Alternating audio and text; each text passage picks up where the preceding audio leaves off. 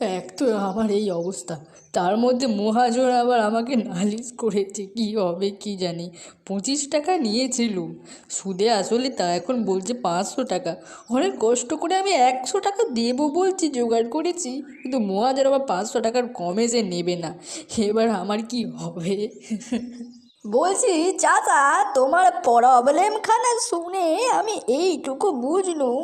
ঠিক আছে, তুমি এক কাজ করো, ওই 100 টাকা দিলে আমি তোমাকে বাঁচাতে পারি। হ্যাঁ হ্যাঁ, আমায় বাঁচিয়ে নিন, আপনি দয়া করে আমায় বাঁচিয়ে নিন। তবে শোনো চাচা, আমি ফোন দিয়ে বলি, যখন আদালতের গোড়ায় তুমি গিয়ে দাঁড়াবে, তখন বাবু কথাটা তো কইও নে। যে যা খুশি বলুক, যা গাল দিক মন্দ যা পারে করুক, তুমি একটি জবাব দেবে না, খালি পাঁটার মতো ব্যাঁ ব্যাঁ করবে। তা যদি করতে পারো তাহলে আমি তোমায় খালাস করে দেব, কেমন? তুমি 7 বছর আগে 25 টাকা কর্জ নিয়েছিলে তো? চাষা মুখের দিকে তাকিয়ে তখন বলে,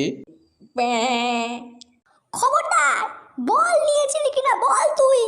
তখন চাষার উকিল উঠে বলেন, হুজুর, ও কি আজকের পাগল? ও তো বহুকালের পাগল হুজুর, জন্ম অবধি পাগল। ওর কি কোনো বুদ্ধি আছে না কাণ্ড জ্ঞান আছে? ও আবার কর্জ নেবে কি? ও কি খত লিখতে জানে? আর পাগলের খত লিখলেই বাকি। দেখুন দেখুন, এই হতভাগা মহাজনটার কাণ্ড দেখুন। ও তো ইচ্ছে করে জেনে শুনে পাগলটাকে ঠকিয়ে নেবার মতলব করেছে। আরে ওর কি মাথা ঠিক আছে? এরা বলেছে এইখানে আঙুল টিপে দে, পাগল কি জানে, অমনি টিপে দিয়েছে, এই তো ব্যাপার। এইভাবেই চাষা ন্যায় বিচারটি পেল।